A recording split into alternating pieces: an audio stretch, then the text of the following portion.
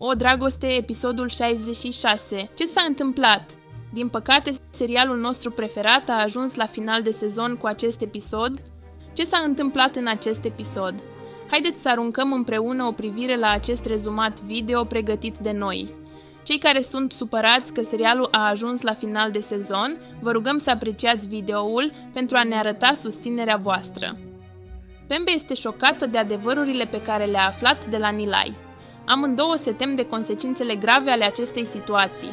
Ulterior, Pembe o avertizează pe Nilay să ascundă adevărul și merg împreună în sufragerie. Membrii familiei discută împreună în sufragerie. Abdullah menționează că Nilay a venit la companie și a creat probleme. Mustafa nu știe nimic despre asta. Toată familia o învinuiește pe Nilay din cauza acestui incident. Nilay încearcă să calmeze situația. Fatih își critică mama pentru Nilay când Gheorghem nu este în sufragerie. Pembe și Mustafa o apără pe Nilay. Nursema și Ruzgar își iau mai mult curaj din dragostea lor. Vor să își continue viața împreună. Se întâlnesc și petrec timp împreună în secret. La micul dejun, membrii familiei se reunesc din nou. Pembe îi propune lui Gheorghem să rămână acasă și să petreacă timp cu ei în loc să meargă la muncă. Astfel, promite să se împace cu Gheorghem. Gheorghem acceptă această ofertă. Kıvılcım și Ömer o vizitează pe doamna Sönmez împreună, îi oferă o vacanță pentru a-i face uitat incidentul de fraudă. Pembe și Nilay rămân singuri acasă cu Gheorghem. Pembe îi cere lui Nilay să se prefacă că nu știe adevărul. Merg în camera lui Gheorghem și îi spune că știe adevărul. Îl dă afară din casă. Gheorghem nu ia în seamă avertismentele. Pembe îi arată fotografia pentru a dovedi că știe adevărul. Gheorghem este șocat. Gheorghem ignoră amenințările și avertismentele. Îi răspunde dur lui Pembe. Spune tot ce vrei, dar va afecta doar fiul și unchiul tău. O amenință. Pembe este șocată de ceea ce a auzit. Gheorghem continuă să o amenințe. Dacă vrei ca fiul tău să ajungă în închisoare și unchiul său să moară, fă ce vrei. O sperie pe Pembe. Pembe este complet dezorientată. Într-un mod extrem de agresiv, Gheorghem o dă afară din cameră. Gheorghem pare să aibă o criză de nervi. Își rănește pe sine și distruge obiectele din casă. Prin acest comportament, reușește să o sperie pe Pembe. Nilay și Pembe nu știu ce să facă. Pembe vrea să se confrunte cu Abdullah și Ömer din cauza celor aflate. Gheorghem îl sună pe Ömer pentru a-l informa despre incidente, însă Ömer refuză să vorbească și îl blochează pe Gheorghem. În acest timp, Fatih îi pune câteva întrebări unchiului său despre prezența lui Giray la petrecerea de ziua de naștere a lui Kıvılcım. Ömer îl liniștește pe Fatih cu explicații raționale. Gheorghem vrea să ignore ceea ce s-a întâmplat și să facă ca și Pembe să ignore totul. Face câteva planuri pentru a realiza acest lucru. Coboară în sufragerie și se comportă ca și cum nimic nu s-ar fi întâmplat cu Pembe și Nilay. Umut îi spune lui Alev că a primit un contract de cântăreț pentru 3 luni într-o stațiune turistică. Astfel, Umut își semnalează plecarea din serial. Relația dintre Abdullah și Alev continuă. Cei doi nu mai vor să-și ascundă dragostea. Abdullah îi pregătește o surpriză lui Alev, se întâlnesc pentru a-i dezvălui surpriza. Abdullah îi spune lui Alev că va spune tuturor adevărul și că va divorța de Pembe. Nursema îi cere fratelui său permisiunea de a folosi barca pentru a petrece timp în secret cu Ruzgar. Mustafa acceptă cererea lui Nursema. Nursema și Ruzgar se întâlnesc pe neașteptate pe barcă și trăiesc momente emoționante împreună. Pembe merge la Ünal Holding pentru a se confrunta cu Ömer. Ömer și Abdullah nu sunt acolo. Pembe îi așteaptă în biroul fiului său, încercând să înțeleagă dacă acuzațiile lui Gheorghem despre Ömer sunt adevărate. Întrebările adresate lui Fatih și răspunsurile primite o fac pe Pembe să creadă în spusele lui Gheorghem despre Ömer. Gheorghem îi cumpără lui Pembe un cadou scump și extravagant pentru a se împăca. Pembe îl întâlnește pe Ömer și soția lui pe coridorul holdingului. Se comportă rece și ostil față de Ömer. Ömer este surprins de această situație, deoarece nu știe că Pembe a aflat adevărul. Gheorghem îi oferă cadoul lui Pembe la cina de familie și îi propune să se împace. Pembe nu poate reacționa negativ la această situație. Se teme că unitatea familiei sale va fi distrusă. Mustafa și Fatih se împacă și ei. Kıvılcım și Ömer discută despre comportamentul lui Pembe pe parcursul zilei. Cred că Pembe este supărată pentru că nu a fost invitată la logodna lor. Kıvılcım și Ömer plănuiesc să viziteze familia Ünal. Deși pare că lucrurile s-au liniștit în familia Ünal, totul abia începe. Pacea aparentă din familie este fragilă. Abdullah și Pembe vor să-și vadă nepoții. Îi cer lui Fatih să facă planuri pentru a doua zi. Fatih o sună pe Doğa și se înțeleg ca el să o ia pe Cemre a doua zi. Pembe și Abdullah discută în privat. Pembe îi face aluzii subtile lui Abdullah. Îi propune să își separe afacerile de Ömer. Abdullah respinge această propunere cu fermitate. A doua zi, Ömer discută cu Abdullah despre comportamentul lui Pembe.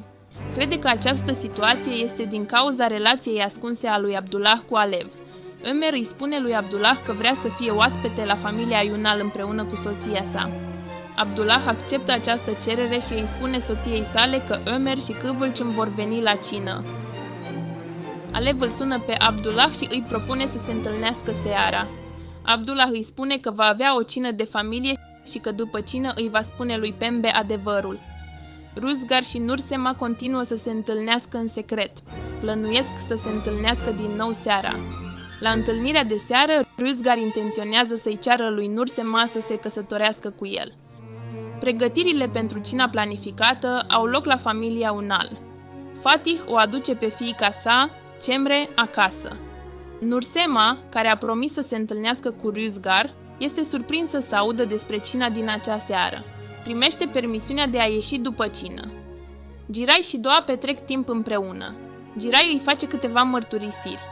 Îi spune că o iubește foarte mult și că nu o va răni niciodată. Mai târziu, Doğa pleacă de la casa lui Giray pentru a o lua pe Cemre. După ce o conduce pe Doğa, Giray are o conversație urâtă cu o altă femeie. Spune că a reușit să o convingă pe Doğa. Aceste scene i-au speriat pe toți telespectatorii. Giray pare să fie o persoană care vrea să-i facă rău lui Doğa. Ce părere aveți despre acest subiect? Vă rugăm să nu uitați să împărtășiți gândurile voastre în comentarii. Familiile se întâlnesc la masa din casa familiei Ünal. Toată familia se adună în salon și discută împreună. În casă există o atmosferă tensionată. Nursema nu reușește să plece de la întâlnirea de acasă pentru a se întâlni cu Rüzgar.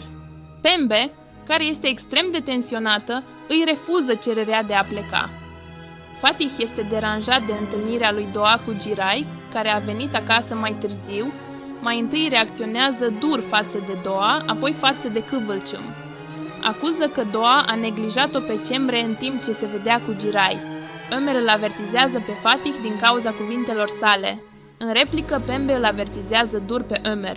Ömer și Abdullah sunt surprinși de ceea ce se întâmplă.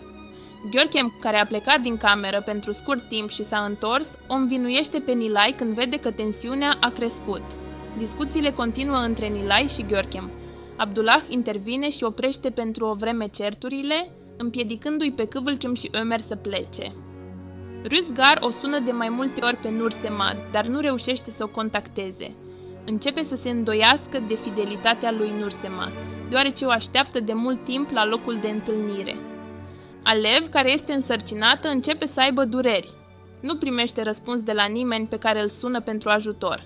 Enervată de această situație, Alev își strânge lucrurile și pleacă în Germania cu biletul de avion pe care îl cumpărase. Nici Rüzgar, nici Alev nu pot contacta pe nimeni din familia Ünal, unde tensiunea este mare. Görkem, într-un mod foarte lipsit de tact, o întreabă pe Doğa cum merge noua ei relație. Doğa se simte deranjată de această întrebare și refuză să răspundă. Certurile din familie continuă. Kıvılcım și familia ei se pregătesc să plece de acasă. Totuși, Görkem face din nou o remarcă lipsită de tact. Fatih propune să se întâlnească împreună cu Giray, Doğa și el însuși. Aceste cuvinte o enervează pe Doğa, care respinge propunerea. Görkem, în urma răspunsului primit, o atacă din nou verbal pe Nilay. Doğa spune că Giray nu ar dori niciodată să se întâlnească cu Fatih și Görkem. Nilay nu mai rezistă și, ca să spunem așa, aruncă bomba. Spune că Görkem este atât de lipsit de respect încât s-a culcat cu Giray. În urma acestor cuvinte, tensiunea în familie crește considerabil. Görkem o atacă pe Nilay. Pembe încearcă să o facă pe Nilai să tacă. Fatih își avertizează fratele să o facă pe Nilai să tacă. Membrii familiei sunt acum în picioare. Nilai continuă să-l atace pe Gorkem. Gorkem încearcă să se îndrepte spre Nilai. Pembe îl avertizează dur pe Gorkem. În cele din urmă, Nilai recunoaște în fața tuturor că Ömer și Gorkem au fost împreună. Membrii familiei sunt șocați de ceea ce aud. Fatih se enervează foarte tare din cauza cuvintelor lui Nilai, deoarece crede că aceasta își calomniază soția. Nilai le arată tuturor din casă fotografia cu Ömer și Görkem sărutându-se. Întreaga familie este în stare de șoc. Fatih este în stare de șoc din cauza celor văzute. Este ținut cu greu sub control de către fratele și tatăl său. Fatih își chestionează soția despre cele întâmplate. O amenință că o va ucide. În casă este haos. Görkem susține că unchiul său este la fel de vinovat ca el. Inventă minciuni spunând că Ömer nu-l lasă în pace. În urma acestora, atenția din casă se concentrează asupra lui Ömer. Îl acuză pe Ömer de perversiune.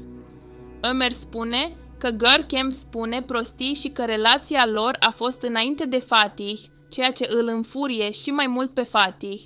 Fatih îl amenință și pe unchiul său că îl va ucide. Profitând de această confuzie, Görkem fuge în camera lui. Fatih, văzând că soția lui fuge, o urmărește. Mustafa aleargă și el după el pentru a-l ține sub control. Görkem fuge în cameră și se încuie înăuntru. Fatih încearcă să intre. Discuțiile continuă la parter. Pembe se ia de Ömer și Kıvılcım. Spune că Ömer s-a căsătorit cu Kıvılcım intenționat pentru că nu l-a uitat pe Görkem. Ömer respinge aceste acuzații. Între timp, Abdullah se simte rău pentru scurt timp. Îl trimite pe Mustafa la Fatih pentru a-l ține sub control. Abdullah, recăpătându-și puterea, îl ia la întrebări pe Ömer și îl atacă. Abdullah îl acuză pe Ömer de imoralitate. Ömer îl avertizează pe Abdullah din cauza cuvintelor sale și îi spune să recunoască că se întâlnește în continuare cu Alev. Pembe este șocată de ceea ce aude. Toți membrii familiei trec din nou printr-o traumă. Îi spune fratelui său să spună că se pregătește să-și părăsească soția și că locuiește separat de ea. Abdullah îl lovește pe Ömer pentru cuvintele sale. Ömer aproape că înnebunește din cauza celor întâmplate. În acest timp, Fatih sparge ușa și intră cu forța. Vaza pe care Görkem o aruncă pentru a-l îndepărta pe Fatih îl lovește pe Mustafa. Mustafa cade la pământ din cauza loviturii. Fatih și Görkem sunt șocați. Ömer, într-o stare de furie extremă, se îndreaptă spre fratele său. Spune că nu ripostează pentru că este mai mare decât el. Nursema încearcă să intervină în ceartă, în timp ce Ömer continuă să înnebunească. Pembe începe să strige destul pentru a-i face să se oprească. În acel moment se vede pe cineva căzând de la fereastră. Nilai strigă la toți membrii familiei: cineva a căzut. Toată lumea iese afară în stare de șoc. Când ies afară, găsesc corpul lui Görkem pe jos. Görkem a căzut de la etajul 2 pe podeaua de beton și este plin de sânge. Ce părere aveți cum a căzut Görkem? L-a împins Fatih de pe balcon? Vă rugăm să nu uitați să vă împărtășiți părerile în comentarii cu noi și cu ceilalți telespectatori. Puteți să ne sprijiniți abonându-vă la canalul nostru și apreciind videoul.